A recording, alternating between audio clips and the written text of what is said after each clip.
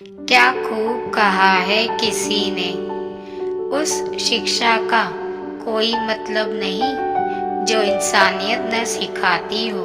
Hello दोस्तों, मैं हूँ लीना नानकानी। स्वागत है आपका मेरे चैनल पर। सुनाती हूँ एक छोटी सी कहानी। बेटा, गाड़ी साफ कर दूं? रंजीत ने जैसे ही फ्यूल भरवाने के लिए अपनी कार को पेट्रोल पंप पर रोकी, एक बुजुर्ग भागकर उसकी गाड़ी के करीब आया। नहीं अंकल, अभी मैं जल्दी में हूँ, कहते हुए रंजीत ने उस बुजुर्ग को टालना चाहा, लेकिन वह उससे विनती करने लगा, बेटा 10 मिनट भी नहीं लगेंगे, थोड़ा ठहर जाओ। मैंने आज सुबह से अभी तक कुछ नहीं खाया है, 10-20 रुपए दे देना बस। रंजीत को दया आ गई। अंकल, मैं आपको रुपए दे देता हूँ, आप कुछ खा लीजिएगा। यह कहकर रंजीत ने जेब से बटुआ निकाल लिया, लेकिन बुजुर्ग ने यह कहते हुए रुपए लेने से इनकार कर दिया कि बेटा, मैं भीख नहीं लेता।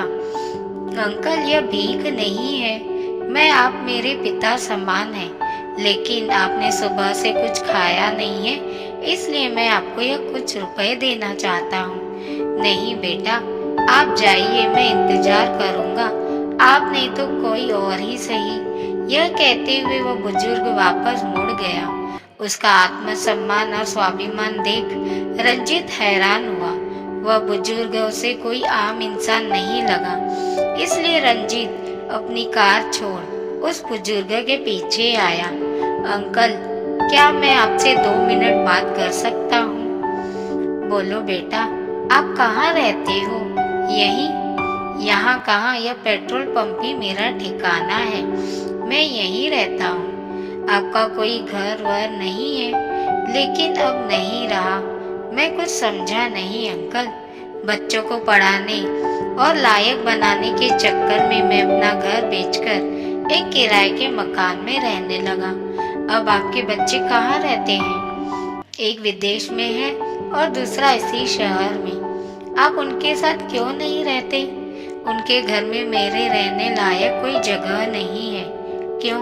मेरा एक बेटा इसी शहर में डॉक्टर है, 60,000 किराए के बंगले में रहता है, 25 लाख की गाड़ी से चलता है, लेकिन मेरे लिए उसके पास कुछ नहीं है। यह कहते कहते उस बुजुर्ग की आंखों में आंसू छलक गए। अंकल, आप अपने बच्चों पर आपको गुजारा भत्ता देने के लिए मुकदमा दायर क्यों नहीं करते? आपने ही अपना सब कुछ देकर उन्हें कमाने लायक बनाया है। बुजुर्ग मुस्कुराया। मैंने उनकी परवरिश पर जो भी खर्च किया वह सब अपनी मर्जी से किया। अगर मैं वह सब कुछ उन पर मुकदमा करके मांग भी लूं, तो उन सब चीजों का अब मैं क्या करूंगा? क्या फिर भी मैं आपको उनसे कुछ ना कुछ तो मिलना ही चाहिए। बेटा, 2 रोटी तो मैं अपनी मेहनत से आज भी कमा लेता हूँ।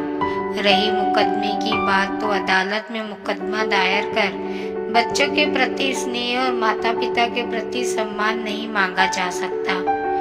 इस बात का अंदाजा मुझे भी है। रंजीत नतमस्तक हो गया, लेकिन फिर भी उसने अपनी बात को मोड़ दिया। अंकल, जब मैं फिर इतनी देर ठहर ही गया हूँ, तो आप मेरी कार पर जमी धूल साफ कर दीजिए। वह बुजुर्ग अपने हाथ में थामे साफ से उसकी कार पर जमी धूल को साफ करने लगा, लेकिन उसकी जिंदगी पर जमी धूल को साफ करने में असमर्थ रंजीत मन ही मन सोच रहा था कि एक अकेला गरीब पिता और माँ अपने बच्चों को लायक बनाने की हिम्मत रखते हैं, लेकिन जवान होने पर वही बच्चे सक्षम होने के बावजूद अपने बुजुर्ग हो चुके माता पिता को संभालने की हिम्मत क्यों नहीं दिखाते।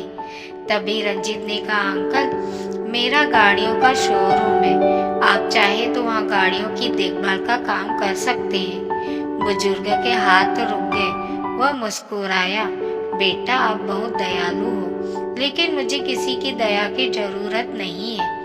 रंजीत ने आगे बढ़कर उस बुजुर्ग का हाथ अपने हाथों में लेकर उसे आश्वस्त किया।